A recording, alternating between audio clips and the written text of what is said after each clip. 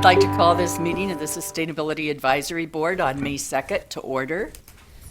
Would you please read the roll? Sure.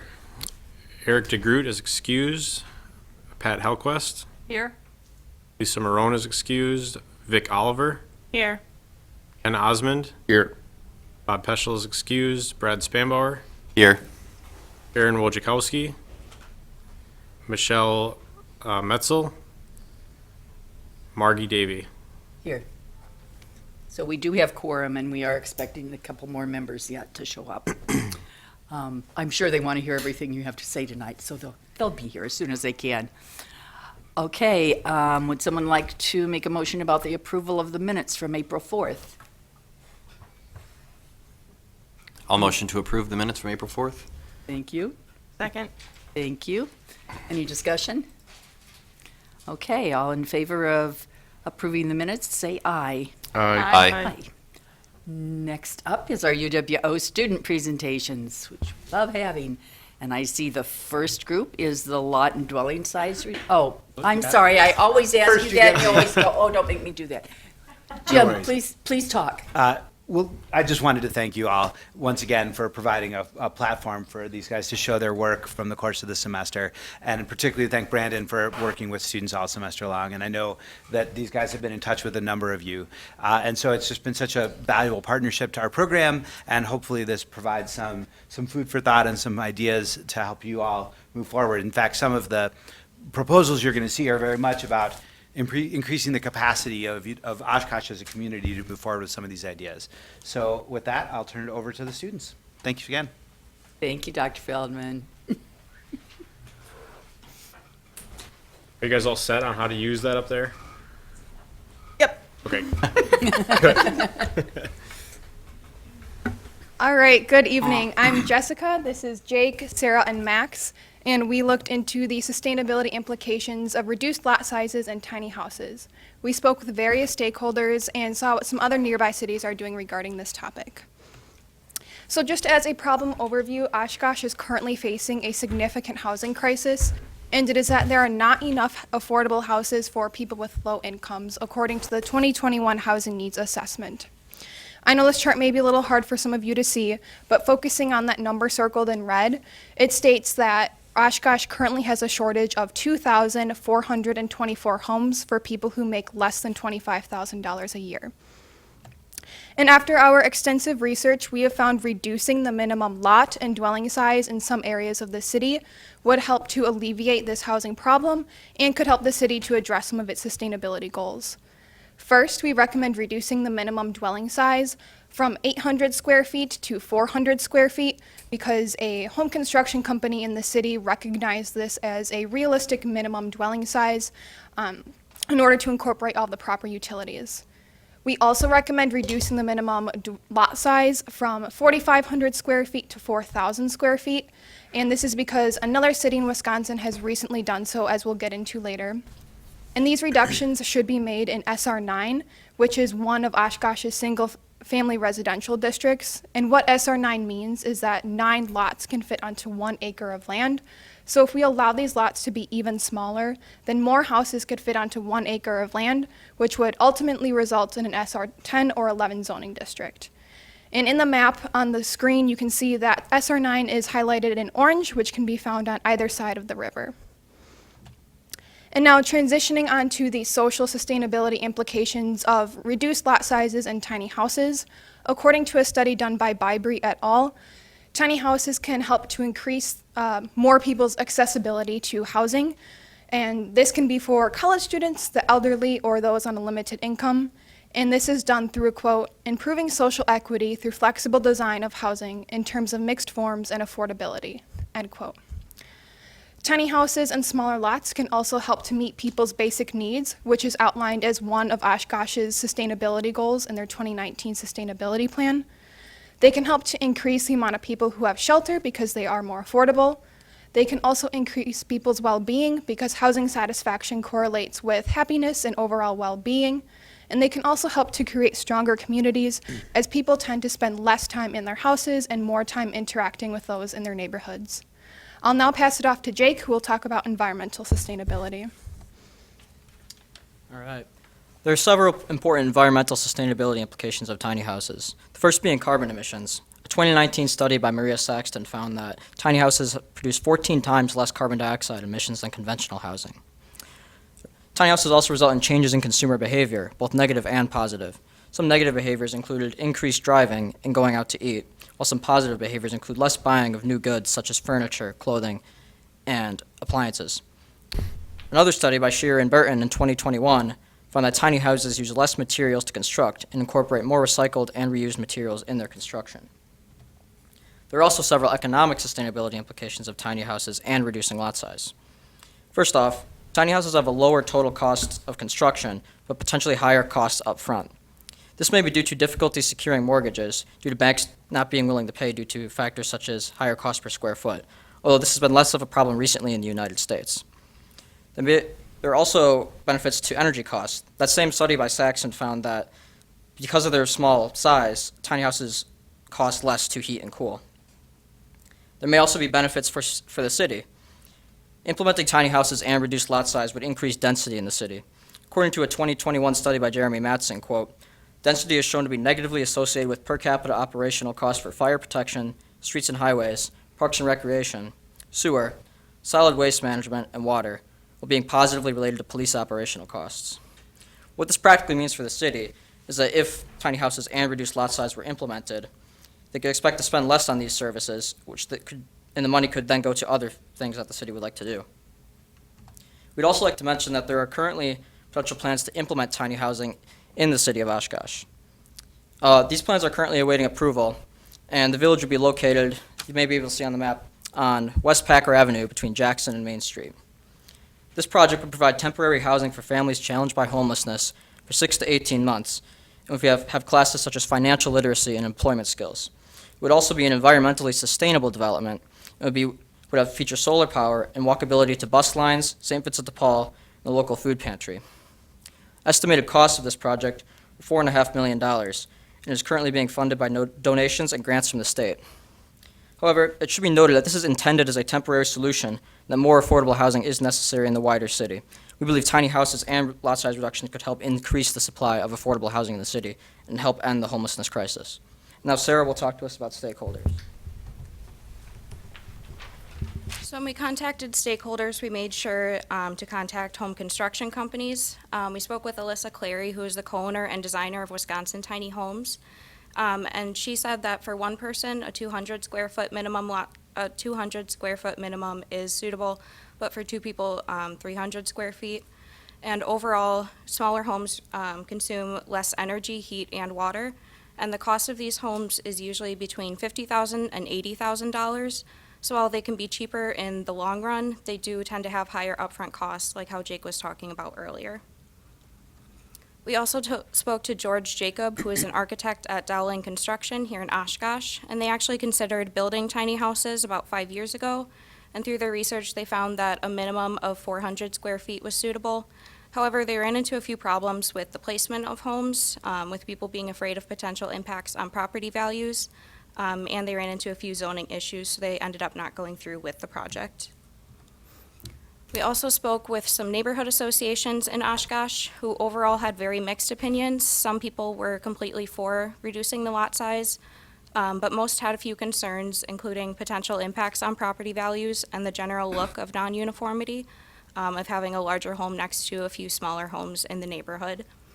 But those who weren't supportive of reducing lot size were supportive of creating a separate tiny home community, but just had a few concerns of reducing lot size in already developed neighborhoods. And now Max is going to talk about a city official.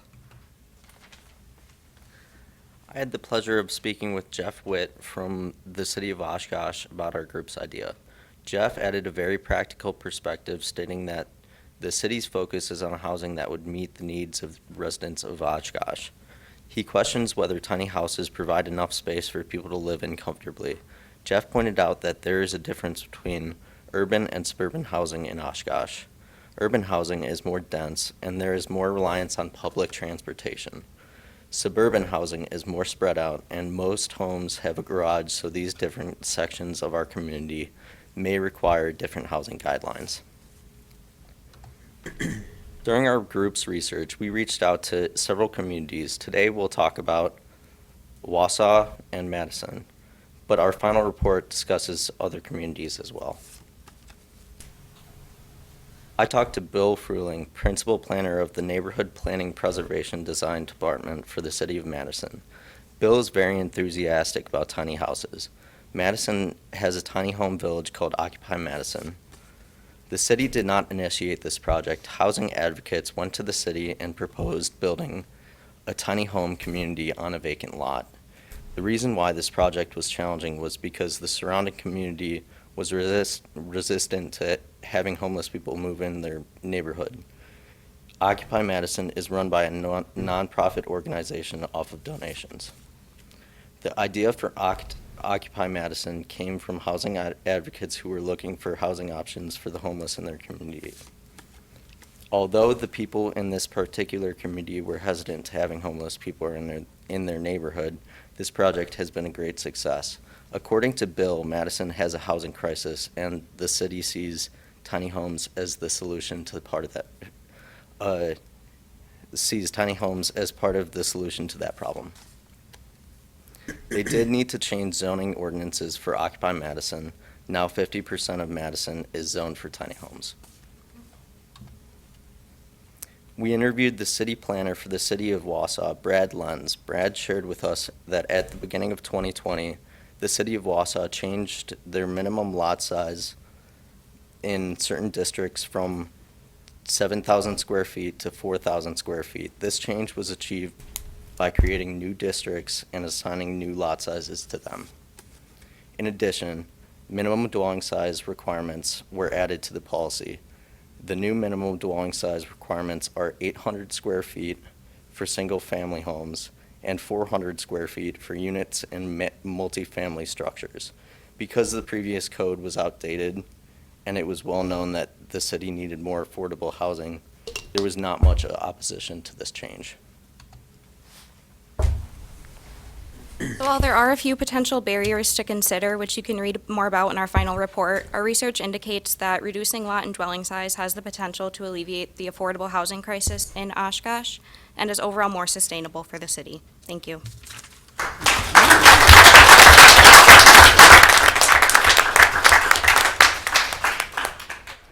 You want to stay up there for questions? We weren't sure if you guys wanted to do questions now. Well, it's not. They're like, We we're can see what the done. board wants to do. What do you guys want to do? Questions first, or? Yeah. Yeah. Easier to Yeah. do. Yeah, so we don't. Immediately after. I don't want to forget anything. Anybody have any questions for them? Pat? I'm just curious, and I know this maybe is beyond the range of what you're trying to do, but what are the benefits and disadvantages of a tiny home compared to an apartment building? You know, in terms of energy costs, in terms of livability, in terms of amenities, and, you know, both upfront cost and utility costs, and did you look into that at all? Or, because I look at a tiny home and I'm like, well, it's got 4 outside walls, and if you're in an apartment building, you maybe have 1 outside wall, you know, in terms of heating it, I guess, you know what I'm saying? So it would seem to me like an apartment in an apartment building would be less expensive to heat than a tiny home, but I don't know, I haven't looked at any numbers, and it depends a lot on insulation and stuff like that, but. Yeah, I don't want to speak for everyone, but I know that I didn't look into that very much, but I did read some articles stating that people like to own their own house because that's a part of, like, you know, owning your own house. It's like a big, like, life goal, but that can be really hard if those houses are very large and not affordable. Okay. So that's the extent. So of it's my the knowledge. individual home ownership idea, okay, and I don't know if co-ops or condos are common around Oshkosh, aren't they? Mm-hmm. But I don't know if co-ops, that's another form of ownership in an apartment building. What's the minimum size for an apartment in Oshkosh? I'm actually working on looking it up right now. Of course you were. Or is it Anticipated the question. Okay, I'm just curious, because I mean, that would be. And for all of you, while we're asking you questions, we always have a microphone in front of us, but Oh, it helps sorry. if you step up to the mic for us. Yeah. While he's looking that up, are there any other questions? Yeah, while he's looking that up, did you come across any, in terms of the communities, what a recommended minimum number of units would be to generate that sense of community and reduce overall infrastructure impact? Because if you have a tiny home or a big home, you still got to feed water to it, you still got to feed electrical, still got to have sewage. Was there any kind of cost benefit, break even point sort of thing, inflection point you came across? Like 10 units for designated land or anything like that, or? I believe we didn't find anything on that specifically, but I should mention that the planned tiny house community in Oshkosh would have around room for 32 families, so roughly 32 houses. Although I'm not sure what exactly that like breaking point would be exactly. And in terms of, since I work a lot with the homeless community, I noticed in the picture in the Madison photo, any challenges, codes, special grants needed for meeting the needs of people with disabilities? Because those homes weren't handicap accessible. In terms of being on a flat pad, so a wheelchair can get in, and also the layouts of the buildings in terms of, like, for example, my in-laws stopped camping because setting up their camper, reconfiguring the dining area for sleeping. If you have arthritis, a bad back, or in a wheelchair, you can't do that. You can't go into a loft bed. Is there any kind of sets of recommendations or ordinances that you guys came across for that? I personally didn't come across anything in that nature, but that is a really good question, and that's something that I want to look into. Okay. And was there, sorry. Yeah, I actually have something to add to that. So we didn't include it in this presentation, but one of the articles I read, I believe, is in Tallahassee, Florida. I think it was Tallahassee. They built a tiny home community for veterans, and some of them needed those accommodations. And while I'm not 100% sure on that, that's definitely something that I can read more into for the final report. But there are tiny house communities that do have accommodations for those who need it. And this might be a really small detail, but you might have come across it. Is there any recommendation in terms of how close a community or set of homes needs to be to public transport in order for it to be beneficial for that income bracket, that socially at-risk community? I don't think I came across any specific recommendations, but I remember seeing a few articles that mentioned that, so I can get back to that and talk about it in the final report. Thank you. Okay. Do you have an answer on that square footage? Yep, so ours matches what Wausau just did, 800 square feet for a single-family home, 400 square feet for a multifamily, for unit within a multifamily building. Okay. So So that could be a studio. their for one recommendations bedroom. similar. Yeah. Well, their recommendation goes smaller than that, to 400 square feet for a single family, so half what we currently have. When you were doing your research, did you run into any documentation or articles related to some of the constraints of state building code when it comes to reducing minimum dwelling size? It's a loaded question, I know. So you're asking about if the state has a minimum dwelling? Within the state building code. Yeah, I did not. I contacted, his name is John something, I don't remember his last name, but he did not say there was anything on the state level for dwelling size. But there was one for lot size, and that was 6,000 square feet, but there were some exceptions to that. But no, I did not see anything in terms of dwelling. Michelle? Yeah, so was this were we thinking just the tiny homes itself, or was there any sort of like, and I'm sorry it came in the middle of the presentation, but in terms of like having any other amenities besides the tiny homes there to build a better sense of community within that village, like playground or having like a community shelter or something besides that, since it's a small place for somebody to live, to have something, outside of that to kind of build that sense? Yeah, I know I came across that a lot in my research, and I think that was just a little too much for us to focus on for this project. We were just focusing on the dwelling and lot size, but that definitely is something that came up numerous times in our research. Thank you. One more. When you were talking to Wausau and Madison, did they say anything? I mean, what are the challenges I see potentially happening when trying to find space to do these things? Was there any discussion, or did they mention any challenges related to food deserts? I mean, people in these communities being able to shop and meet their basic needs, where these tend to be placed? Or is it just sufficient to have it close enough to public transport, or anybody come across that? With respect to Wausau, that was not mentioned, but that is a very valid concern, and we'll try to look into that more for the final report as well. And pretty much same for Madison. I didn't come across any words that said food desert or anything like that. So, Yeah, I'm just trying to think about all those little things you need to kind of support the community, to kind of elevate it. of course. And what kind of things as a community we need to think about to make sure it's successful. That's the reason why I asked. Brad, do you have anything? Okay. Aaron, you missed it, never mind. Just called out like Impressive. He can go back and view it later on TV. I guess my question's pretty much the same as I think Michelle's. A co-housing community. Did you come across the terms co-housing communities? Basically what that is a lot of very small homes, but they do share a central kitchen oftentimes. I've visited some of them in California, but they're extremely popular in Europe.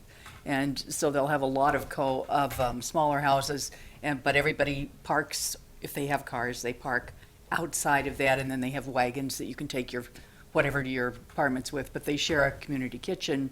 Not that they don't have one in their house, but there's a community kitchen usually with like an apartment up above. So when your relatives come, you can still put them up, but they don't have to stay with you, which could be really good anyway. So Bonus. that's something that you might, just for your own sakes, want to look up, because I think they're really cool. Yeah, Yeah. there is some in Madison too. Sorry. Oh, no, were you finished? Yeah, I was just saying there are some in Madison, so I know there that the- there. Okay. Yeah, so there are even some in Wisconsin that you could see as well. Yeah, I was just adding on to that. There's just so many directions that we could have taken this in, and so we just kind of had to realize that we have to focus and kind of narrow it down. So while that is ideally something that we would have looked into, it wasn't realistic to be able to look into that for now. But yeah, definitely a good idea to consider. We totally understand. We've Oh, been yeah, doing it of for a course, long yeah. time and kind of the same thing. Focus is important. Yes. Yes. Yeah, but I think my recommendation in your report would just be make sure, because a lot of that got brought up quite a bit, make sure that you mention that, your report is specific to kind of what you guys focused on. Good idea. Great. Well, thank you very much. Yeah, Thank you. That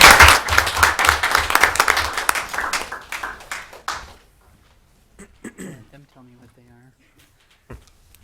Municipal Sustainability Manager position. This ought to be good.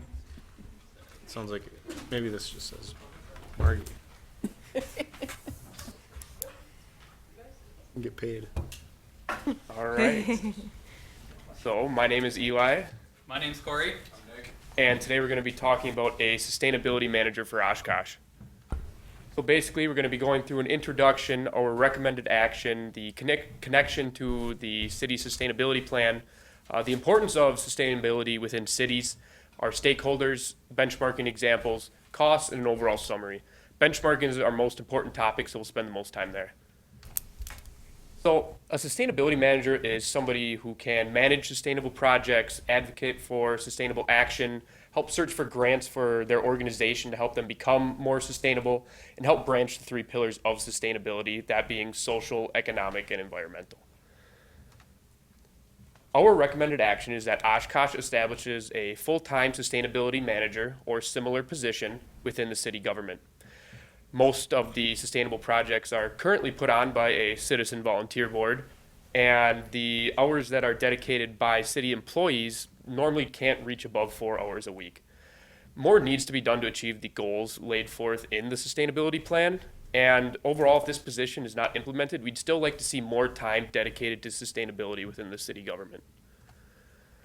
So when you look at the connection to Oshkosh's sustainability plan, on Chapter 5, page 36, it reads as follows.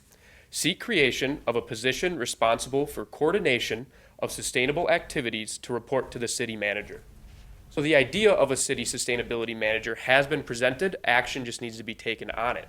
A sustainability manager is going to impact the sustainability goals more than anything else because there's going to be somebody who can sit down, dedicate their work week to figuring out what's going to work now for Oshkosh. And now I'm going to pass it on to Corey, who's going to talk about the importance of cities and sustainability, go over some stakeholders, and start the benchmarking. So the reason that we are recommending that the city hire this position or increase their commitment to it is due to this report from the UN Environment Program.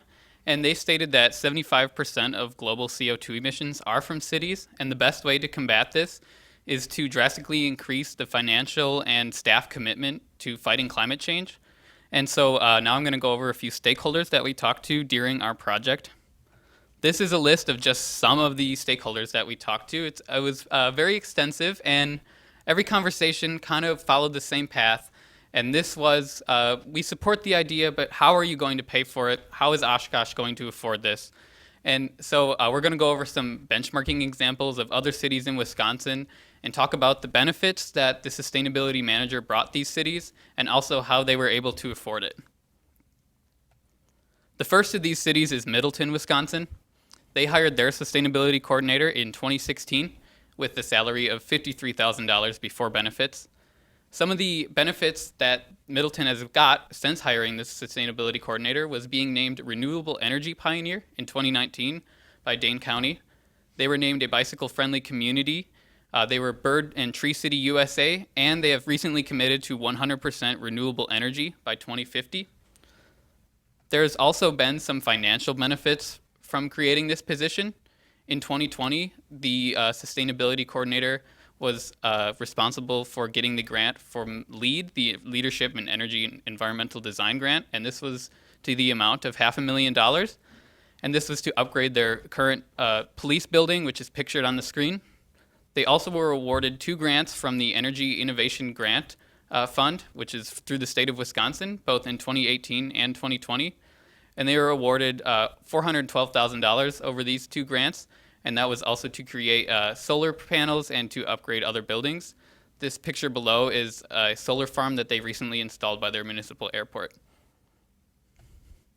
Stevens Point, Wisconsin is another example. This is more in line to our second recommendation, which is where the city increased the staff commitment to sustainability rather than hiring a sustainability manager, and this was at the direction of the mayor.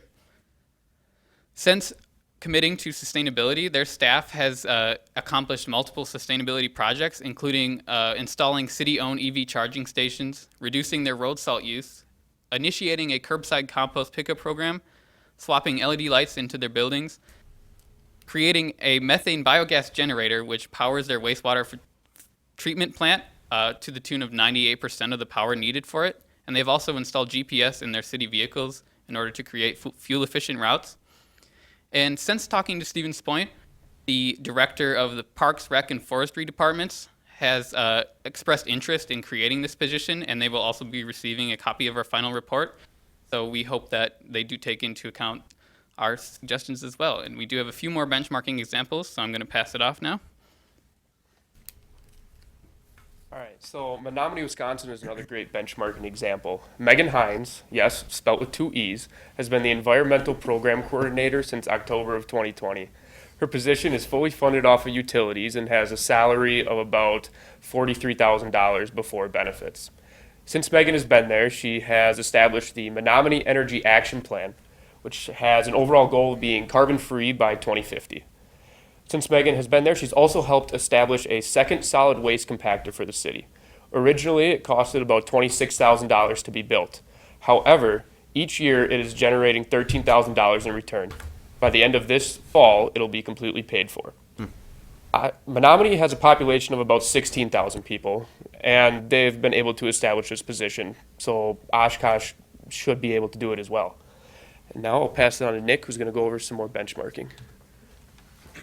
So the city of Appleton released its climate action plan in 2020, And within that plan, they proposed the creation of an Office of Energy and Sustainability with an Energy and Sustainability Coordinator to oversee it.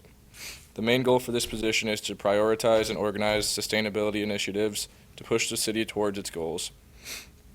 They will also act as a bridge between not only different departments, but within the community as well to keep them in the loop.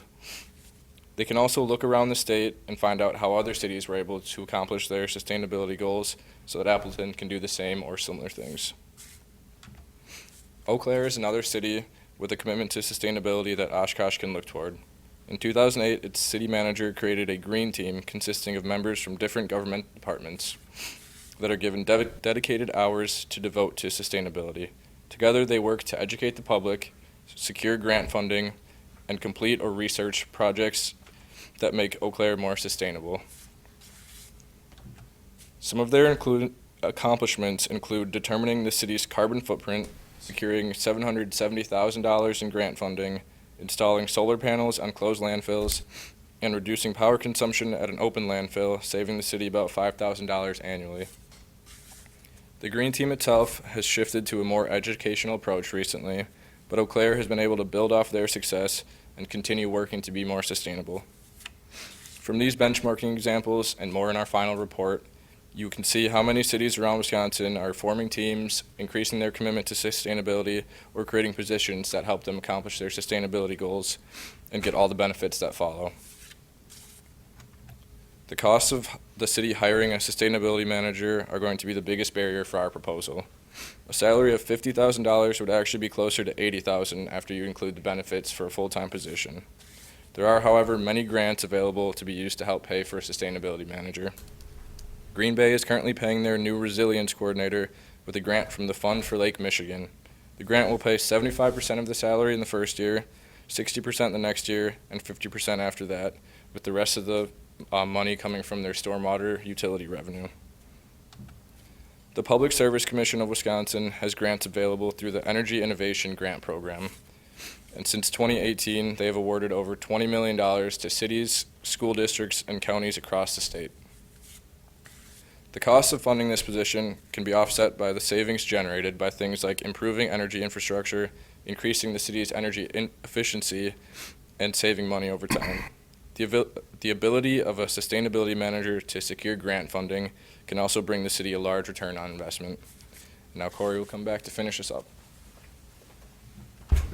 So overall, we suggested this position because the city of Oshkosh needs to increase its commitment to sustainability, whether it be through a new position or increasing the current staff time dedicated to sustainability.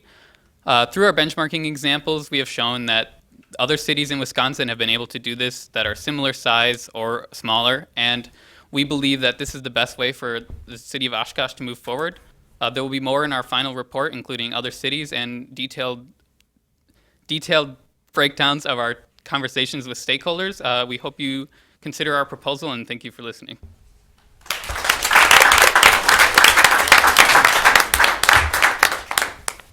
Questions, anyone? I have a few. Full disclosure, though, Corey's one of my favorite people on the planet, so. A little biased. Me too. When you were discussing anything with the other cities, I mean, sounds like a great position, but I'm a little concerned about preventing administrative creep in such an important role. How do they prevent it becoming a rubber stamp for the planning board? How do they keep that person focused on sustainability? Is there any talk about that? I did talk with, who was it, Michael Ford, I believe, and he was also concerned about that. And I guess the answer to that is just, hiring the right person, but also the positions or the organizations such as the Green Team in Eau Claire is multiple people in different departments. So I think that just helps them hold each other accountable. Yeah, so did they leverage like a really detailed job description, do you think, to prevent that? Yes, we were using the City of Racine's job description. They're currently hiring a sustainability manager, so that's kind of the job description we were going off of, and it's very detailed. And yeah, go ahead. And does that person become a centralized force for sustainability grant application and writing? And that's part of their mandate? Yeah, the first bullet point in Racine's is research and apply for grants. So And what kind of success measures, both short-term, annually or long-term, have they put in place for such a position so that it can be demonstrated that the community, that progress is being made, no matter how small, that, right, I guess it would vary, community to community, but like I looking towards Middleton, like recently they committed to full green energy, and that is a good question though. I'd have to like look into holding that person accountable. Right. I see what you mean. Yeah. This is Oshkosh, and people like to hold people accountable. Right. Yes. Because what I'm thinking of, did they have it in, like a goal in mind that in 2 years this position will be itself self-sustaining, that it's going to be paid for by grants or through utilities and things like that? Was that part of the mandate, or With Middleton's position, they initially established right away that it was going to be paid for by utilities, but because of that, they've also had Megan establish ways to save the city money through utilities, and she's done work with the stormwater over there, and it's helped basically set up the city so that way they're saving money into the future already. Okay. All right, thank you. Did you look at the, like, when they hired somebody, were there certain educational or work experiences that they were looking for when they hired people? So a lot of the hiring with the stakeholders that I talked to, a lot of them have gone to at least a 4-year university and have a degree in some sort of environmental science, environmental sustainability, and really that's the main thing that they look for. But when I was talking with Megan, she was a really great example because she started out as a recycling advisor for the county and then was able to move up into that position for Menominee. And I know that some of the other positions as well have gone through similar transitions. I have a question. I'm curious where you would see this position housed within the city. Like, would it be in the planning department, within the, like, is it kind of its own thing, its own office? Parks? I would have to say it would almost need its own office because it's going to be dealing with all of those different departments that you've talked with. Because like branching the 3 pillars of sustainability, you're going to have some days where you're working more with the environment. Next day you might be focusing on the costs that it might be to put on a new project. And then it might be working with the city on maybe figuring out tiny houses in communities that don't have as much for economics-wise. Is that why somebody I forgot mentioned that it would be a direct report to the city manager? Yeah, that's in the city sustainability plan. Right. So if the manager, say the city manager says, find me some way through sustainability to get the city $250,000, that's their task at that time. That would If be their the task. Parks Department's about to do something, go help them make sure it's a sustainable project. Yep, and find ways that they can bring in more money to make it more sustainable. So really, that's the big key point for our project. So in other words, there's a direct line between this position and strategic decision-making rather than tactical administrative bureaucracy that may be layered in between the city manager and a department head. Yeah, I would say so. Anyone else? Got your wheels turning there? Layers. See you later, coffee shop. Thank you very much. Thank you, guys. That was great.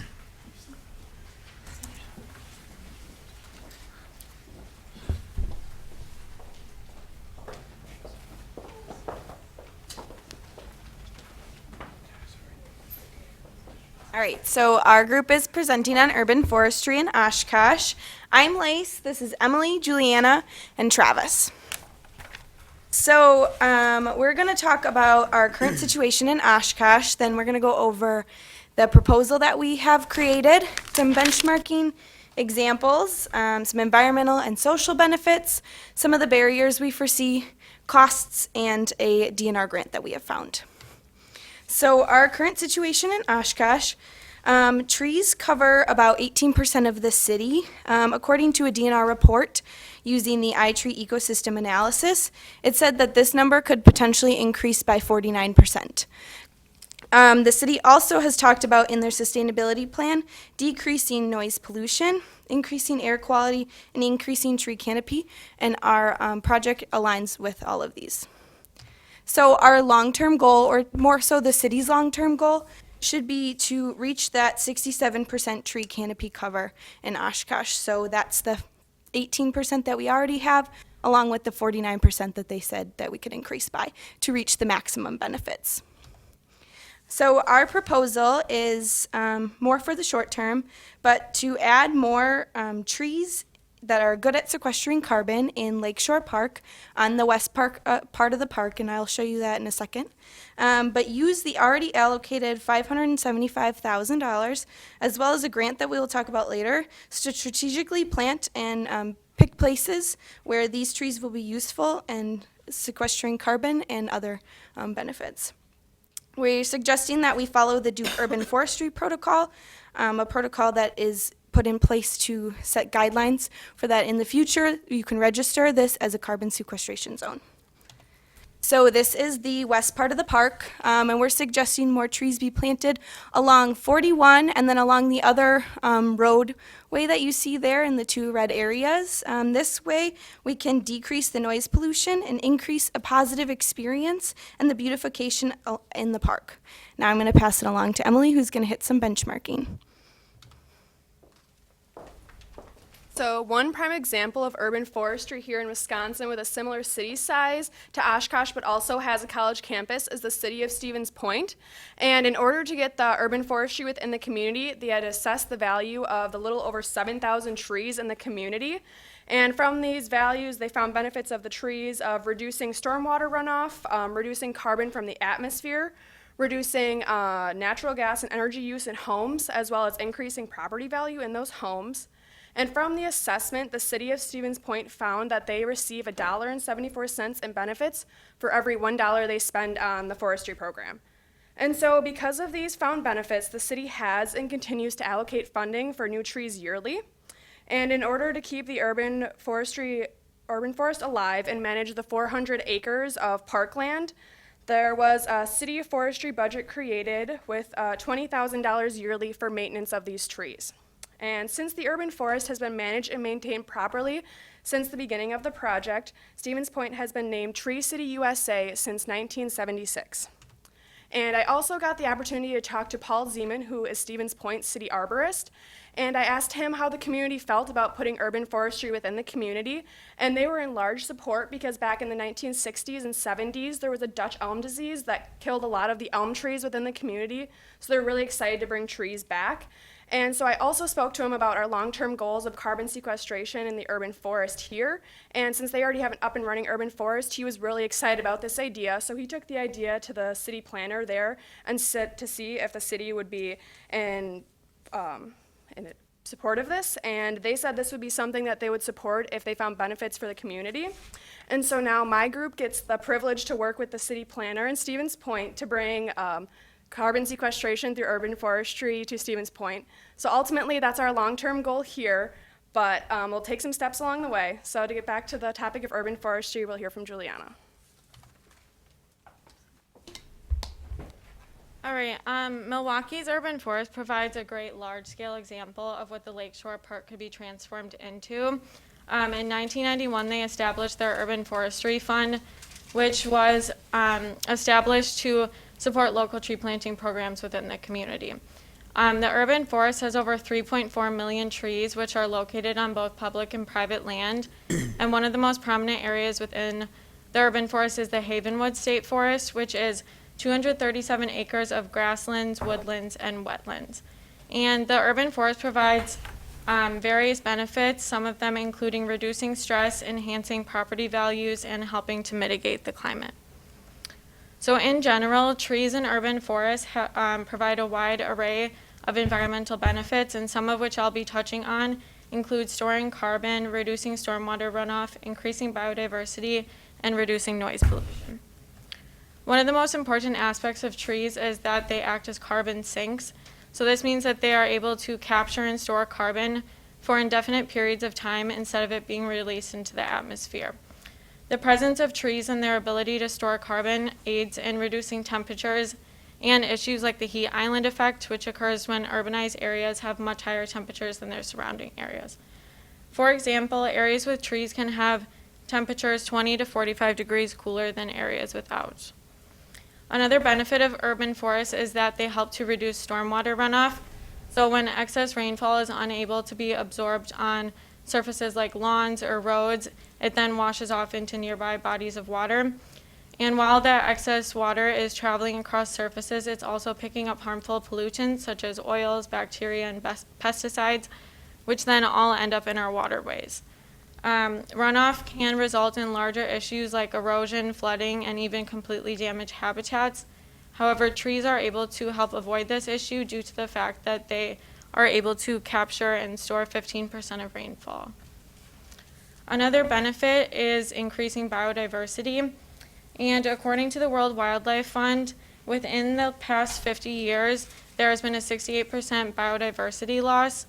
And considering this alarming statistics, urban forests are able to help rebuild that biodiversity loss by supplying habitat to species. And when urban forests are created near bodies of water, for instance, the new Lakeshore Park, they actually have the potential to connect different types of ecosystems and then increase biodiversity on a much larger scale.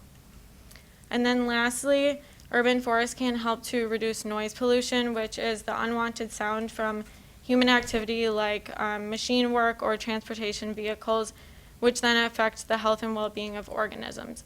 And when trees are placed in strategic areas, they can act as noise buffers, decreasing noise by 5 to 10 decibels. Now Travis is going to talk about some of the social benefits of urban forests.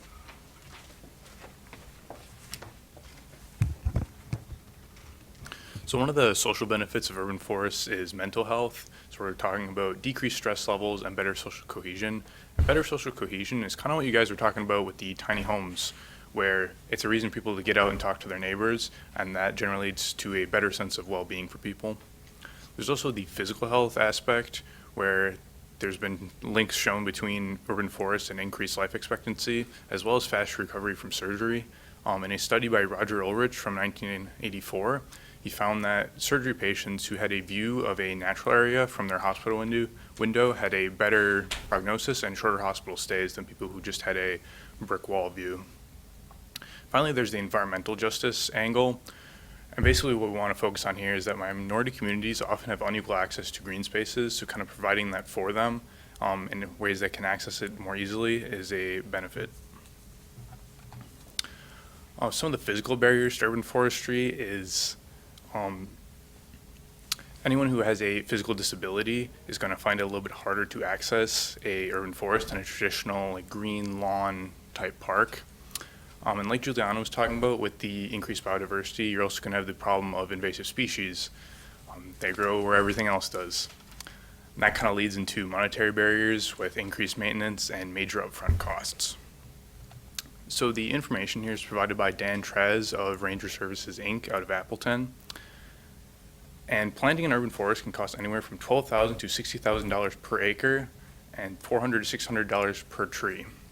And the reason that is such a big range is because if you look at the planting stock you're using, seedlings are going to be a lot cheaper, whereas mature trees are going to be a lot more expensive. As for maintenance, $3,000 to $20,000 per year per acre. That also is a pretty big swing, and that's because maintenance is applied as you need it. If you have a year where not much goes wrong, it's going to be pretty cheap. If you're having a lot of problems like storm damage and diseases in your trees, it's going to get more expensive. Finally, we have this lovely graph up here from the Wisconsin DNR. And that's showing the current benefit of trees in Oshkosh. So all those categories combined to $335,000 per year. And it's basically to show that we know it's expensive to plant urban forests, but there is a return on investment that you can get. Finally, I'll turn you over to Lace. All right, so lastly, we found this DNR grant. It's a regular urban forest grant. They have 3 different grants, but this is the one that specifically applies to our project. And it is up for $25,000, and the due date for it this year is October 1st of 2022. It's for the 2023 year, and it's for new innovative projects, and our project would fall under that. Lastly, we just want to say thank you for taking the time to listen to us, and we hope that you can see the environmental, social, and economic benefits that an urban forest can play in Oshkosh. Thank you.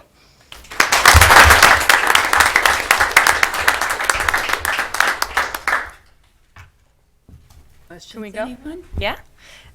Okay, so great. We want to plant an urban forest. That's fantastic. But what types of trees are you recommending that we plant? Or do you have any suggestions? So obviously there's a large variety. We do have a few trees, but there's like a native tree list that Oshkosh provided, and so there are a lot of native trees, but it kind of just depends on the area of what type of trees, and so it kind of depends. Elm trees and oak trees typically sequester more carbon, but it also depends on the area, and so it kind of depends based on the location. Okay. So you guys didn't find like any specifics that you would recommend for the Lakeshore area in your studies? Not that I know of at the moment. I think we have more in the proposal, but in the moment I can't think of any. I'm sorry. You're totally fine. It's the fun of being put on the spot. Do we? I got a little. I just wanted to say too, with the whole city forester thing being a little on the edge when we started the project and stuff, we were out on some of the information that we would normally have. Right, if you guys remember, the city forester retired, I think in March. So About the time they start. Well, it Timing depends what sucked time for they you started, guys. Sorry. Our new city forester is sitting in the back of the room here, though. Really? Thank you for being here. Do we have a body of significant, specific ordinances requiring canopy for new development, preservation and such? Canopy specifically, no. We do have an updated landscape ordinance that went in place in 2017 that did increase. Sorry, I should know this better than anyone. That did increase the amount of required vegetation and landscaping that has to be provided as part of a project.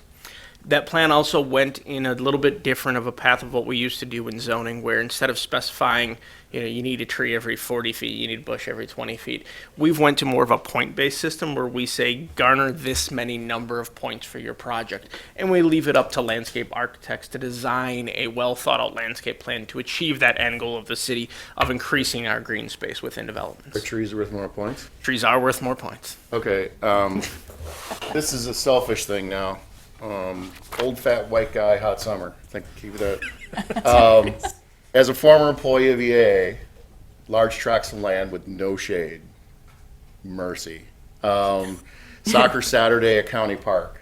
Holy cow. Oh, yeah. So is there, in a lot of the people you talk to, is there more discussion on those big tracts of land, that private and public, that just need more canopy, or is it about addressing residential areas and industrial, or is it a healthy mix? Was there any kind of like percentage breakdown of what's recommended? I talked with our parks director, because that's the only one I could get in contact with at the time, and he said like right now they're not really working on planting any more trees. He thinks like the amount that we have is pretty good, and so he doesn't really like enforce any more trees anywhere that needs to be, and like on private property it's just harder to get them to plant more trees because they already have the area, and so that's why we were proposing an area that's like up and coming, and there's money already in the works for trees, and so that's why you're proposing more trees, because the trees I don't think are about to stage 4 of the park plan, and so that's not for a while, and so that's why we were hoping there'd be some time and some room in the plan. See, the thing is, I grew up in Detroit, Michigan, Royal Oak in Detroit, Michigan, and Royal Oak was the first tree city USA.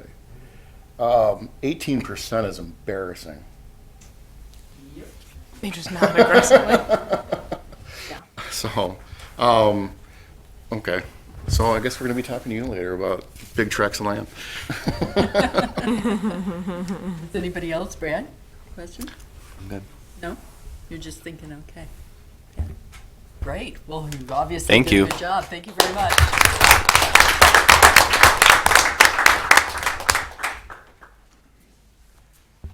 I had some great trees. Utilities took them down. sucks. Part of the problem. We lost a lot of them in the parks. Two different diseases. Like that one picture with all the trees. Go ahead. Sorry. Okay. Hello, I'm Anna, I'm Dominic. And I'm Tanner. and we are proposing that the City of Oshkosh implements a Sustainability Ambassador Program. So the Sustainability Ambassador Program will include local citizens coming together to gain or further their knowledge on sustainability and the local environment. This will assist the ambassadors in understanding what changes need to be done in Oshkosh and in their home to be more sustainable. This program has the intention of increasing the capacity of community engagement, educating local citizens on the 3 pillars of sustainability, and to empower community members to take action.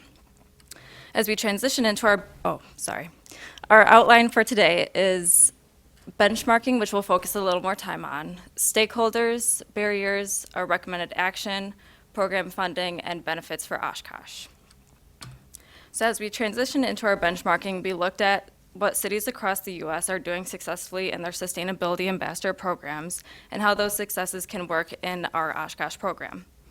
So I talked to Susan Tillerico, she's the Education and Engagement Supervisor at the Department of Natural Resources and Parks in King County, Washington. Their sustainability education program is run through the Wastewater Treatment Center, educating local citizens on the importance of keeping waterways clean and what actions they can take to keep the city sustainable. This program has an equity and social justice focus, meaning that they reach out and educate people of low socioeconomic status and provide accessibility for these people. They provide free busing and free programming. So the promotion of education, they do direct focus outreach through emails and newsletters and internal and external communications, stating what is working well for their program and what their next goals are to keep them in the loop. They also reach out to local educators, seeing what types of topics need to be aligned with the school's curriculum along with the city's curriculum that they're teaching. And Susan suggested that having fewer program topics is better so that once someone knows more about one subject area, they have more of an understanding and a willingness to engage with the topic. This program has formal contracts with certain partners with similar missions, such as sustainability, environment, and social justice, and they also work with environmental nonprofits. Even though King County has a population of 2.2 million people compared to Oshkosh's 62,000 people, this is a significant framework that Oshkosh can use when implementing it in Oshkosh. And I'll hand it off to Dom to talk about Fresh Coast Guardians. Another benchmark that we had looked at was the Fresh Coast Guardians, and they are located in Milwaukee, Wisconsin. They are created and are funded by the Milwaukee Sewage District, and they are devoted to the protection of Wisconsin's rivers and Lake Michigan. And what they are and what they do is they are an education program that offers planning of green infrastructure projects such as bioswales, green roofs, rain gardens, and other things of that nature. But they also offer community members the ability to connect to environmental problems while offering young adults the ability to land careers in sustainability-related fields. And because Oshkosh and Milwaukee are both geographically similar, being located on lakes and rivers in Wisconsin, they will face similar climate change impacts such as increased temperatures, rainfall, and flooding. And because of all of that, the Fresh Coast Guardians provide an important framework for our program because they offer a framework that is already achieving similar sustainability goals as to ours. And now I will turn it over to Tanner. Flagstaff, Arizona has established a climate ambassador program that really served as the inspiration for our proposal. Their program was started in 2019 as a supplement to Flagstaff's climate adaptation plan implemented the previous year.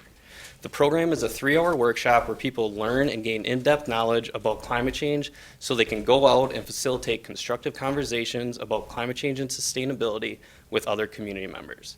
This helps to increase an awareness and understanding of climate impacts so community members can become more resilient to help mitigate the effects impacting their community.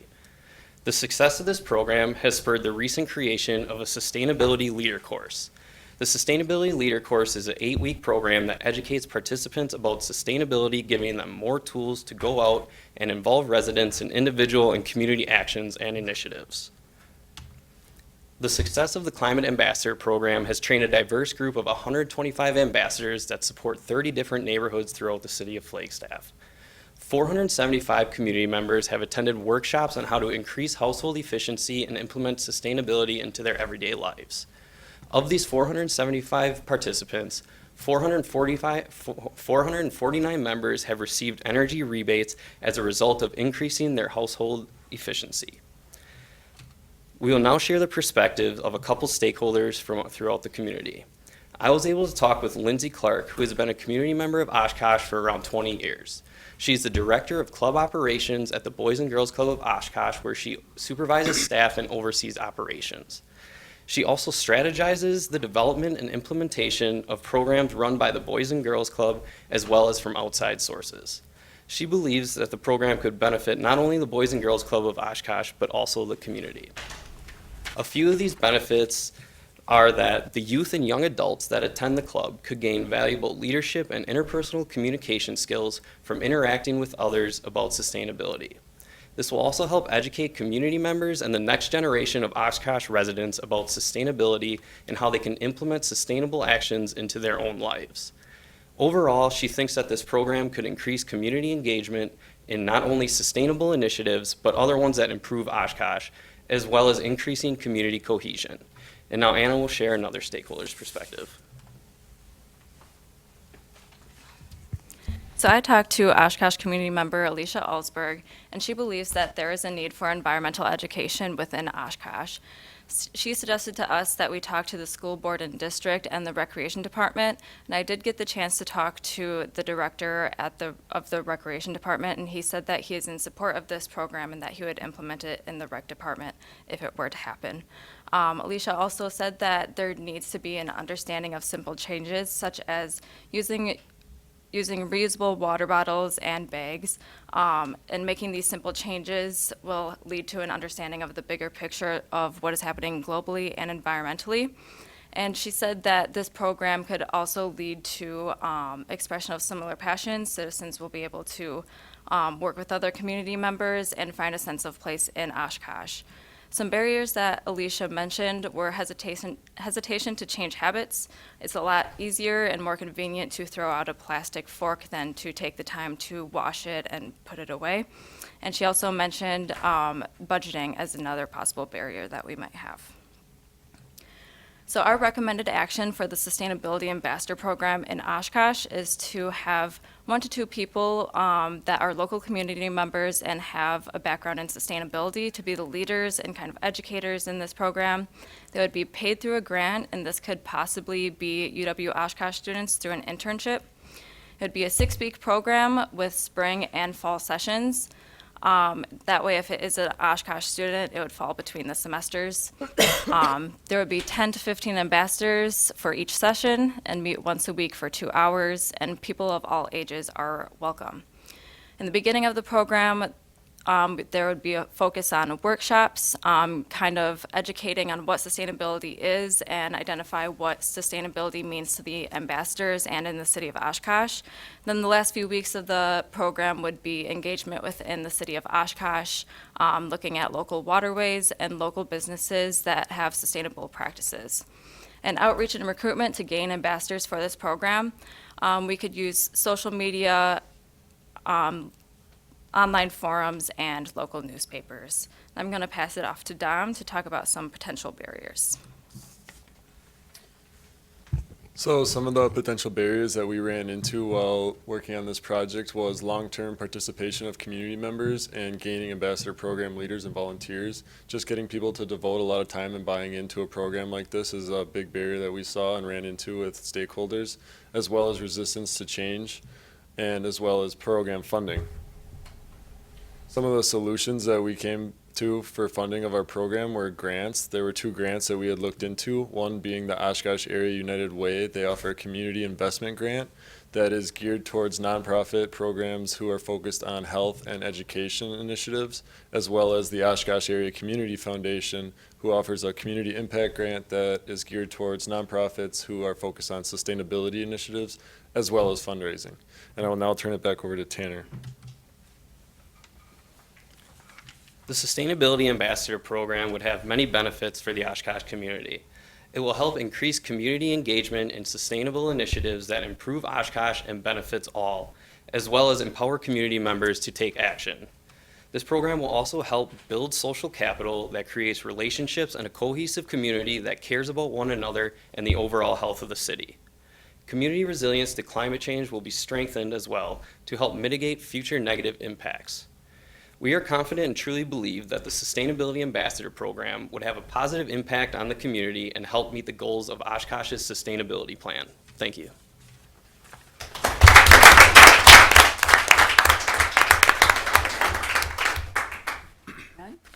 Oh, so, in your opinions, collectively or individually, how would such a group interact with this board? I believe that they could pass information from individual community members to you guys to help possibly initiate sustainable initiatives and kind of figure out what the community thinks that they need to establish to help benefit them and the community as a whole. So I think it could be like a bridge the gap of communication between individual community members and the Sustainability Board. How many neighborhood groups do we have now? 21? I believe you're correct. 21, I think. So would that be a starting point for interaction, is having the ambassadors interact with those 21 neighborhood committees? I believe it could definitely help, especially with Flagstaff, how their ambassadors help support 30 different neighborhoods throughout the city of Flagstaff.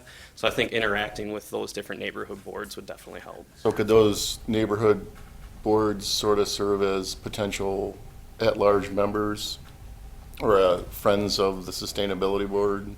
I wish everybody would be a friend of the Yeah. Sustainability Board. Yeah, I mean, they have a monthly alliance meeting where some of the active members of those neighborhoods will participate in that meeting. And I guess the way I kind of see that potentially working within that meeting could just be, a 5-minute section where it would be the opportunity of all those members to maybe give something that occurred over the last month that in their neighborhood that got brought up, a sustainable initiative or something that got accomplished maybe, which then I guess would be my responsibility to report back to this board what happened maybe. Something like that, I don't know. And in your opinion, wouldn't this group of people be better being counseled, coordinated, mentored, providing oversight advisement from the sustainability manager position rather than any other?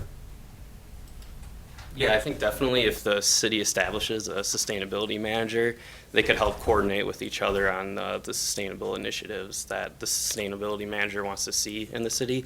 And the sustainability manager could also help find grant and funding for this ambassador program to help put on workshops and outreach with the community.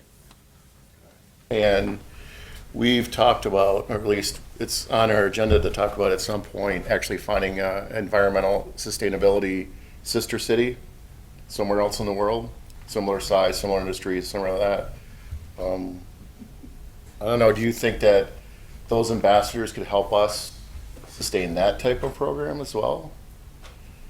Because basically the idea between a sister city and us is that we share ideas, experiences, things of that nature.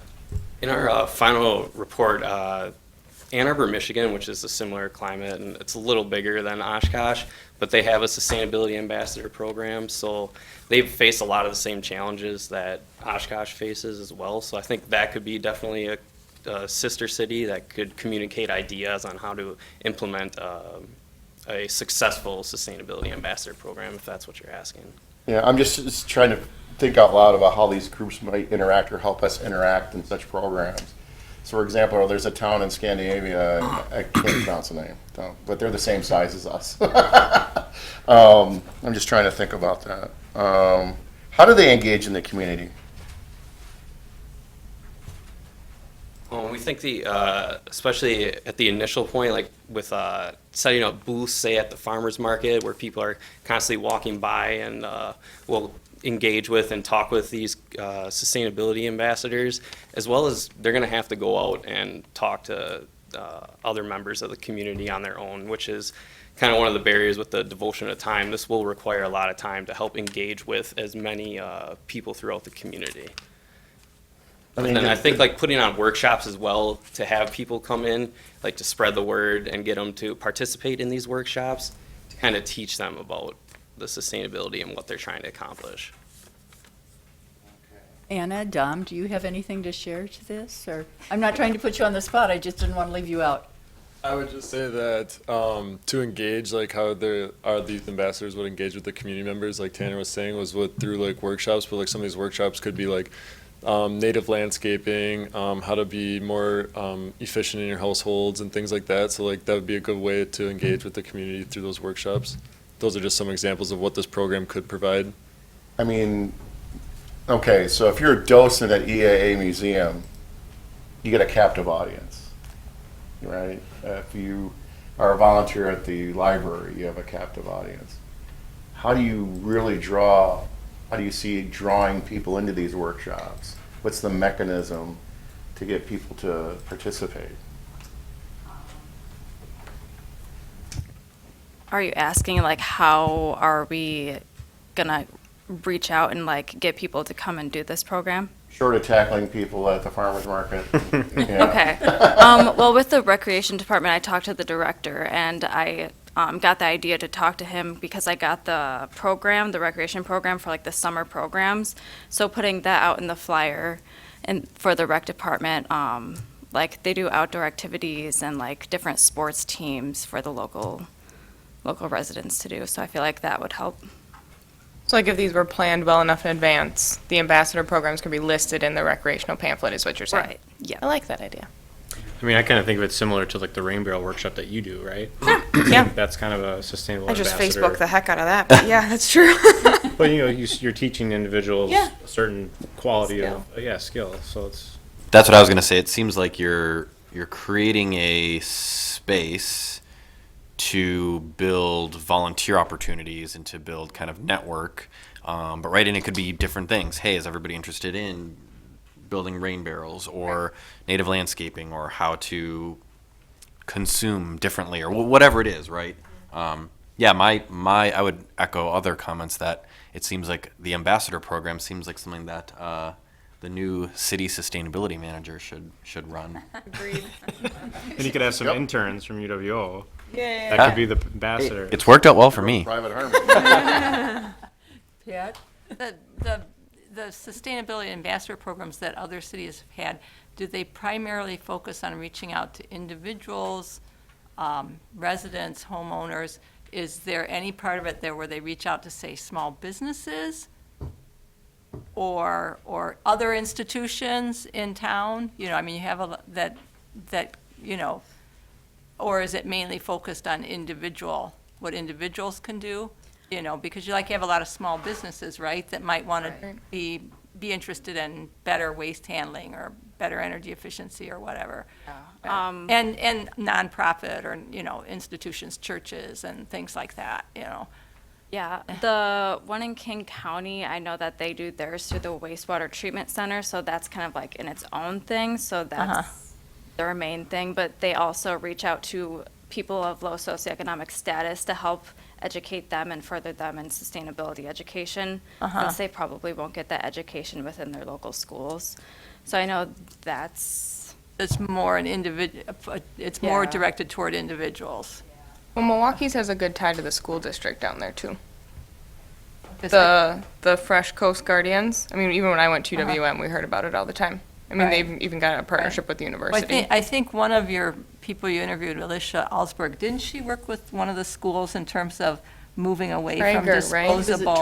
Traeger? Yeah, moving away from and disposable. And she used to attend our meetings. Right, and she she's actually kind of a saved them money. Didn't she save the school district money when they moved from using disposable plasticware to washing their flatware, right? I believe so, yeah, you know, and so. Revolutionary. Yeah. Do the dishes. So the initial investment, is that in creating a curriculum, a training program for the ambassadors? Because they got to learn existing ordinances and programs that the city already offers, the sustainability plan itself. You know, so how did they do that sort of thing? Was there a person assigned to develop that? You know, train the trainer kind of thing? Well, we were looking at having the educator or the leader to already have background knowledge in sustainability, like with the UW Oshkosh students, like the ES students could come over and do the internship over here because they already know kind of what's going on. So Those two people at the hierarchy are kind of the first two people you invest in, and then they train the ambassadors. So, sorry. Yep. Okay. And if I may, I mean, I like the Boys and Girls Club example too, because then you're kind of, you know, if you're outreaching and teaching kids, your children about sustainability, you're kind of, you know, preparing yourself for the future too, right? Aaron? I have a question for staff. You kind of prompted that with learning that information. And I don't know if you know this, but when new employees are onboarded or at any point, do you do any type of sustainability training? Not that I'm aware of. Interesting idea. We should talk to the council about that. Oh, I wonder who will ask. Adds to agenda. I'm just curious, because I, like at my new job, we just had to do that, but it was very interesting. It might be something that could work with ambassadors, like to get it started, I don't know. Anybody else have any questions for this group? Okay, well, thank you very much.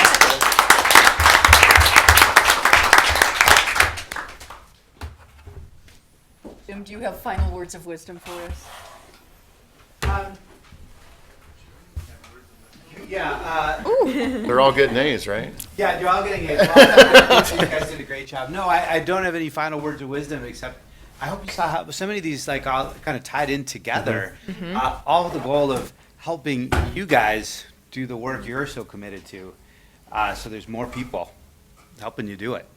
But thanks again for the opportunity to present. We really appreciate it. Oh, thank you for doing all that wonderful research for us. We really appreciate you guys. I hope you know that. Great presentations. As in the past, as in the past, they're gonna go get a drink.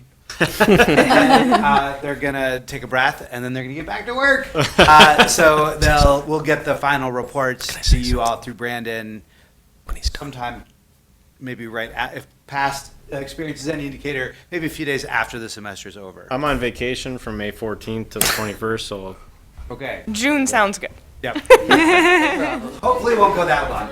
Can I say something quick? Do you have anything you'd like to share, Mark? Thank you. Quickly for the students, when we had our initial meeting, you all heard me stress cost is a factor.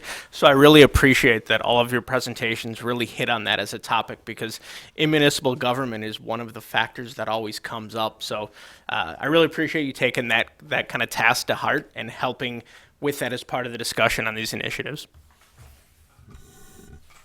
So they definitely get A's. Yes. Thank you. Have a good rest of your meeting. Thank you. Thank you. Well, as always, that was incredibly informative and very helpful, and no doubt gave us lots of new ideas. I see Ken's little window spinning there. Wheels are turning. There's not enough time in the day. I know, Yeah. I know. That's why we need ambassadors. Exactly. Yeah. We just have a couple more items here. We need boots on the ground. One is the Menominee Park Shoreland Restoration Area. We haven't had an update on that for months, and we're about to. Take it away, Michelle. Yes, you are. UW Oshkosh is a great partner. I think I mentioned this a few months ago, but we're working with geography class, Geography 250, which is a quest course, and sophomores, their second year of college usually. It's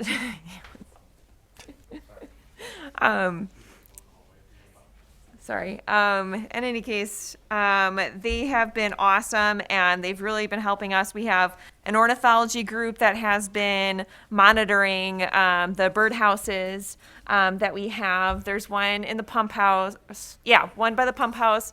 And then we have 3 now in the Millers Bay Restoration Site. We had 2 last year, but this year we're partnering with the Skylight Project, which is also with Ripon College. And And so we're taking our old birdhouse that had house sparrows last year. It had a problem with it, and replaced it with a box that has a skylight in the top of it to see if the house sparrows would choose not to nest there because there's a skylight. Because there are some studies that show that that might be a factor that might make them not feel as comfortable going into that box. And then just 3 feet away, we have another box that is a standard box. So it's kind of close to where they nested last year and doesn't have a skylight. So then we would see, oh, are they there then? And thus far, everything has been going even better than last year. We have tree swallows possibly in all of the nest boxes. Instead of 2 out of 3, we now might have 4 out of 4. Which is really exciting. I can't wait to see what their final analysis is. So they're going to be finishing up their project. The end of the semester is the end of next week. And so that's the ornithology group. We're also working with a landscaping group. If you see, we're making a lot of progress. The east end of the site has traditionally been a lot of really tall growing plants, some of them being kind of weedy because it was never fully planted well in that area. It really got taken over by coreopsis and cup plant.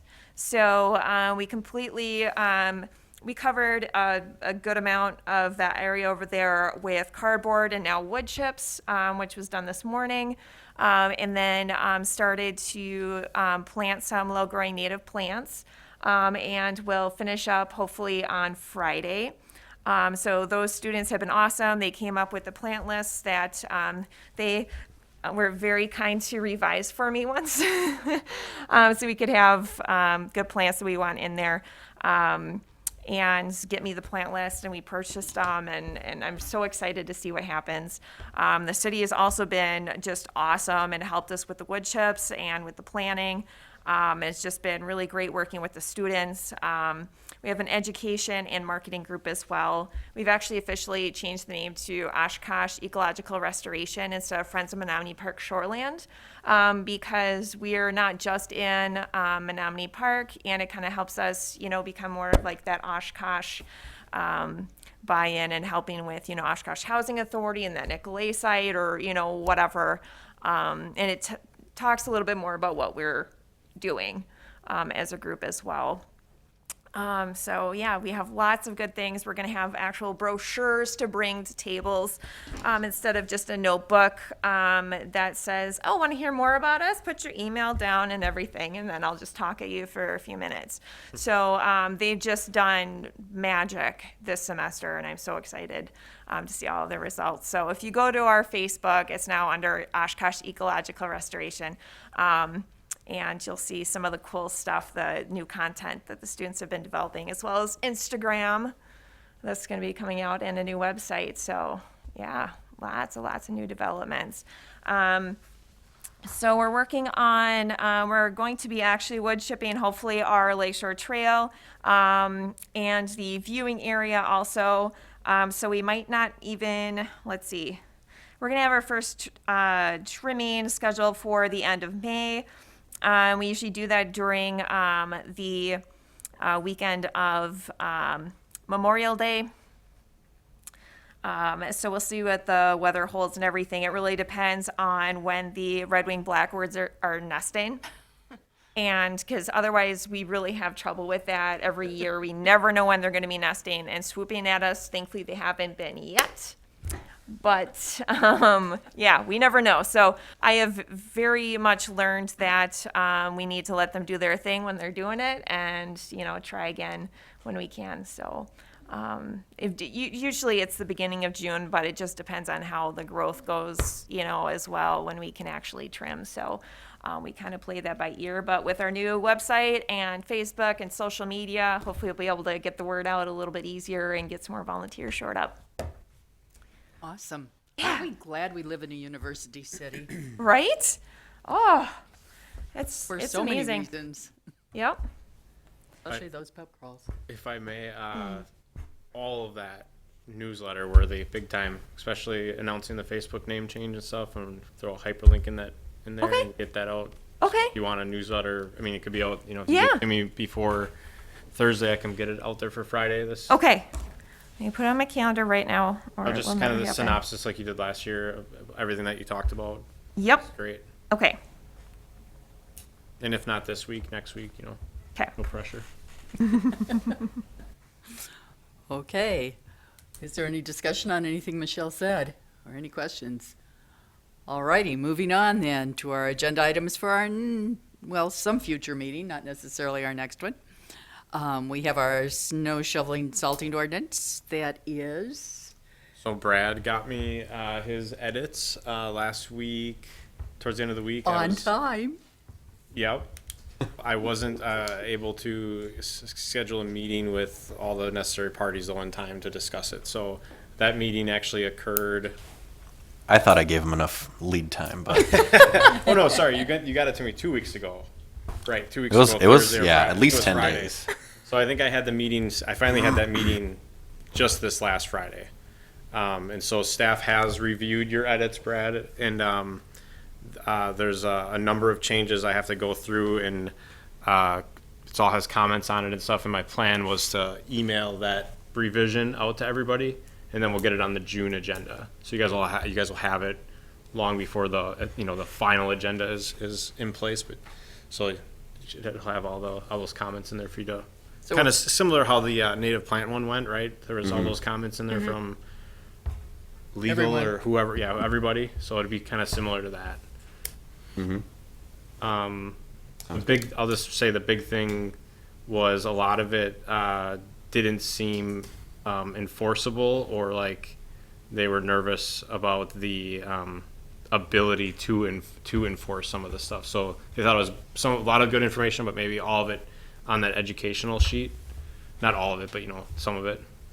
And then other pieces are staying, kind of thing. So like I said, I'll get you the final, not the final, but the draft draft two. So staff draft. Yeah. I've noticed often sustainability is recognized as being really a great idea.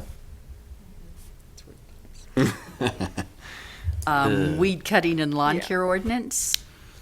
So previously, right, we were calling this native plant ordinance, and like we talked about the last meeting, the actual ordinance is a weed cutting ordinance. So this one is totally on me. I did not get the time in April to get anywhere with it. So Well, and hadn't Ken come up with an even better name for it than weed cutting and lawn care, wasn't it?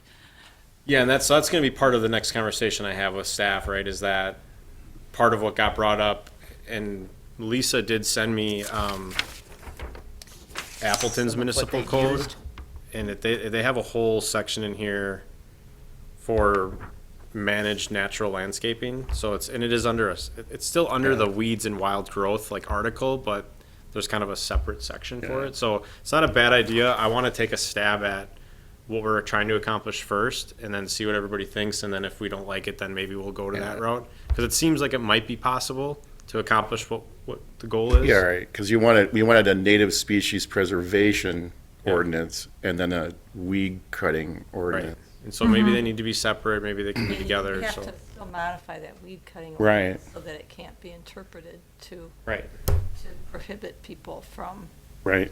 planting native plants. That Right. still has to be changed, even if there's one Yep. supporting the planting. So I still have all of our notes from the last meeting on that. Like I said, it was just a matter of me not getting to it, because there's a lot of other things that are happening right now that I have to do, so. And you only get 4 hours a week. We get it. We understand. I And didn't it- know about the 4 hours a week. Yeah, Nomo May took up a ton of my time, honestly, so, Are you anticipating weed cutting and lawn care for June or July Yeah. or? June. I mean, it's Yep. okay if it's later. You No, it'll be June. I think we got the momentum going on it, so I want to try to keep that. Like, I apologize for not having it ready for this meeting. And then the other? Should we look for a meeting with city staff? Yeah, I mean, once I can get it figured out, I'll probably get a couple dates scheduled, and Okay. then I don't know if it's who can participate on those days. It's going to kind of be, I'll put it out there, and then if one or two of you can participate in the next meeting, I think that was a good idea. Yeah. So, And if you can let us all know when it is, Mhm. but then if too many of us are able to come, you'll just have to notice it. right. If too many of us, can you imagine too many of us? Never. Marketing flyer for energy-saving home improvements.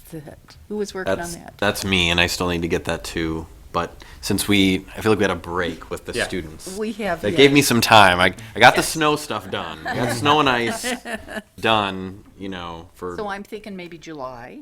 I think it can happen for June. We can put it on there. Well, only if you want it to. Yeah, I got the semester's ending, so There you go. things are That's the other slowing part of down a college town. We kind of run on their slightly. schedule a lot. Slightly slowing down. That's true. Okay, then, well, our next meeting will be held Can we on. talk about other anything things? else? But I forget. Oh, yeah, Just did anything else? anybody have We anything else for should- future We meeting? should have a time where we discuss what we heard tonight and decide if any of those should be Oh, yeah. prioritized for sooner action or later action. We like to wait until after they have posted their, So for Full July. so probably in July, maybe, or? Yeah. Yeah. I okay, think the- that's safe. Yeah. 'Cause The I'd one like- that seemed urgent was if you're going to apply for that DNR grant. for That's the- for October. the- Yeah, that's October, but so if we did it in July. I then- don't think that would be me, though. I think that would probably be on Parks to apply for Right. that. So is that something we need to talk to Parks about or something, or how do you? Well, I do mean, that? Parks Director was here during that presentation. And I think that. I got the Hey, what's forester. But then Dive under Parks the or seats. forest- Is the forester under Parks? The forester Yes. is under Parks, Yes. yes. Oh, okay. So I mean, they were here tonight, and I'm assuming they're aware, So, but it wouldn't be a bad idea, right, for SAB to recommend applying for that grant or something. Just Right, so if we did that in July, would that give them enough? Yeah, I reading think so. time? hmm Okay. Depends on what it entails to put it together, I suppose. Right. Yeah. Us- I'd, So in July. in July, I'd also like to get the wheels rolling on creating a proposal for the municipal sustainability manager position, who would be required to establish a community sustainability ambassador program. Those two things I think we can take action on as a community fairly quickly, especially we have the numbers worked out. Also, longer term, related to that urban forestry in Oshkosh, lot and dwelling size reduction actually ties to that. When you have a tiny home, you have more space for trees. Depends on the size of your lot. Right. Well, it doesn't mean, you're not contending with two-story homes, you're not contending with necessarily multiple electricity runs, probably only one into the community. There's ways to tie that together in the fall, I think. Well, and I'm very anxious to have enough of the tiny homes village started so that we can kind of see how they're doing things. Mm-hmm. Because I think we're going to learn some stuff from that too, based on what I'd heard through the Plan Commission when they first gave us a workshop on it. They're doing a lot of things that are unique, that hadn't, they're not normal. I Yeah. mean, they're great, they're just not average. Kind of two separate things though, too, right? So like tiny home village, right? An area, a swath of land that is a village of tiny homes is different than just simply having the ability Creating an neighborhood. SR 11 to or do a something. 500 square foot home. Right now, per code, Mhm. you can't build anything under 800 square feet. Right. So like, that's part of what they're looking at, right? If you have a 10,000 square foot lot, you could, if we change the codes, you could separate it, you could parcel it out to two separate lots and then build two separate homes on that property. Right, because then it would be 5,000 square feet with a, 400 square foot home and a 400 square foot home. So it gives the ability for a property owner to potentially do two homes on a lot instead of one. Yeah. I mean, it's just, so it's two separate ideas though, right? There's a village and then there's kind of just these separate, these infill lots that, potentially are hard to develop at the current standard. Because urban forestry just, it touches everything, right? I mean, right now, Or canopies it. Well, that 18% really bothers me. But anyway, when does the budget process start again for the city? I don't know the exact date, but we have budget workshops already within the next few months. Is it too late to influence the next budget cycle with a position? No, it never is. It's pretty much a year-round process. And, I mean, we'll make changes right up to it. And Okay. that's what I was gonna suggest, is the committee making that type of recommendation. Because when we tried to do that for this DEI coordinator, a lot of the discussion was, oh, well, we don't have a plan, you know, like what would they actually do? Whereas I feel like this, we have a whole plan that's already there that you could say, well, this is what they could start working on day one. And all kinds of examples. Yeah. Right. And I know when we were talking about their environmental justice resolution at our last council meeting, there was a lot of support and a lot of conversation about like the next step in that, which is being a sustainability manager or some type of position. Because one of the things that the city has to start working out is management philosophy. And I do think it's important that person report to the city manager. And I also think it's important that we create guardrails so that a person who's dealing with strategy and grant proposals and things like that doesn't necessarily become a manager of people. There's always an institutional risk where they'll say, well, let's put the forester underneath the sustainability person. It's like, no. There's implementation departments and there's strategy positions. So one thing, you know? one thing that they did when they created the DEI committee was council gave them specific like responsibilities. So like one of them would be like they had to create the plan. They're in charge of creating a DEI plan, and so then we hired a consultant. So like it was less of it, like it was less marks like the city managers and city council's influence, and more so the committee, which is more like community based. So you could even do something like that where it's more of the committee's jurisdiction or direction of how that position works. I mean, it would be however you would want it to be, but that is like an option. And you maybe want someone coming in who knows the field, Mm-hmm. but doesn't have the influence of the spheres of influence, right? Right. Can kind of come in and strategically and holistically look at the city and say, right, you need to address your 18% tree canopy issue. You need to address your housing issue, your food deserts, your, I mean, I know doing this sustainability work, you touch a lot of areas, wastewater, facilities, a lot of things. So you got to have somebody who, and I think also can come in and sort of assess, right? Maybe takes 3 months to assess and then can draft a plan and say, all right, I'm going to focus on these initiatives. I'm going to fund them with grants and do that sort of thing. And then there's the obvious about the role of this board going forward if there's such a position.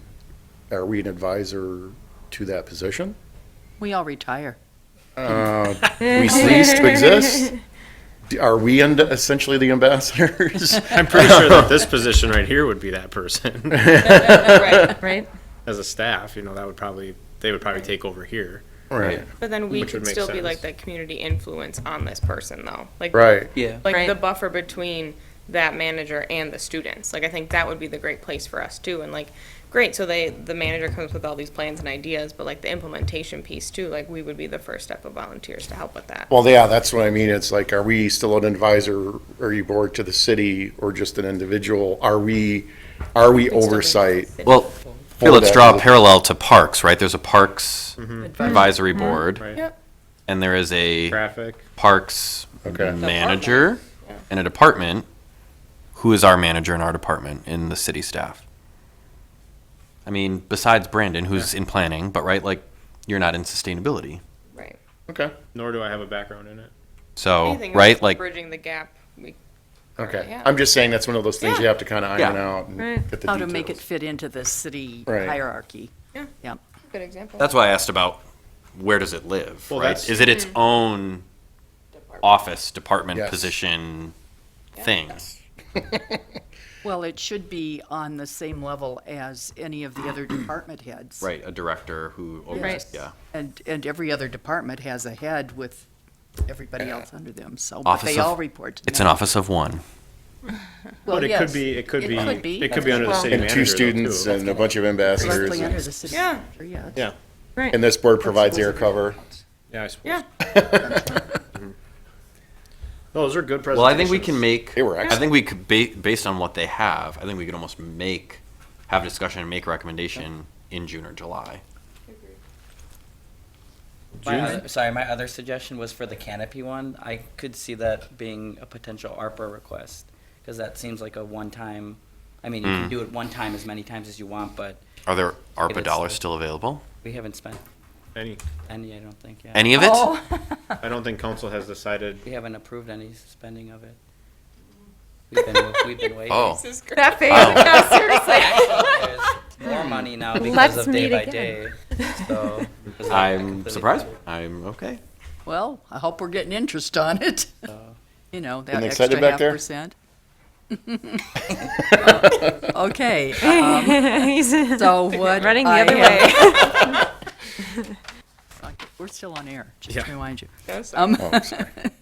So we have our creating a proposal for a sustainability manager. We have discussing something in July. What was that? Well, I mean, so we got the snow and salt ordinance, the weed native plant ordinance, the marketing brochure. We're thinking all for June. Those are June. Okay, Yep. and then we're shooting for July to do something with a sustainability manager. Yeah. Either talk about it again or Discuss a proposal for it. Student discuss a presentation proposal. I'll follow-up. have to, I mean, yeah, I guess we'll bring it up again at the June meeting, but I want to try to figure out what procedure has to occur, you know, to kind of initiate that and That's Or what if I'm it can wondering, simply if just be- discussion in June and then more, something formal in July. Yeah. Okay, so still on the agenda on Or June. July and August. Okay. It just Good idea. depends too, like when we get their reports and we all have time to read them and Yeah. to Yeah. Yes. time Well, consuming. their that's what it was, semester that ends was the the students. 14th. I think so. I believe so. End of next week. Yeah. Yeah. Then we usually get them a couple days after that. Okay. Oh, Not so pretty they have close. to Yeah. write the reports if they want their final grade in the class, right? Okay, so, Yeah. any other ideas? I think that's a pretty That'll keep us hefty busy agenda. That's enough for a full. couple of months? I think we're good. Okay, just a reminder too, we probably won't have a meeting in September because it always falls on. Oh, Labor yeah. Day. And have one in July? Well, sometimes we, oh yeah, how we do should fall in discuss that. July? Do we have a July meeting? Who's got a calendar? July is. Actually, first Monday is really July not the best 4th, place to Monday. be. Come on. Doesn't mean that you can't still have a meeting in July. It just has to be a different day. Right. Same with September. Well, and we may want to think about doing that. We should do the following We have Monday. things that need to get done. Could be like July 11th or something if you guys wanted. 11 sounds good. Third Mondays are usually good. Third Mondays. Yes. So Oh, the okay. 18th? Thank you. 18th, yeah. We could do the 18th. We could plan for that. Maybe July 18th, okay, and maybe we can check and be sure that fits everybody. Okay then, so our next meeting though will be on Monday, June 6th, which is not a month that we get screwed up on. And I would entertain a motion to adjourn. Motion to adjourn? Second. All in favor? Aye.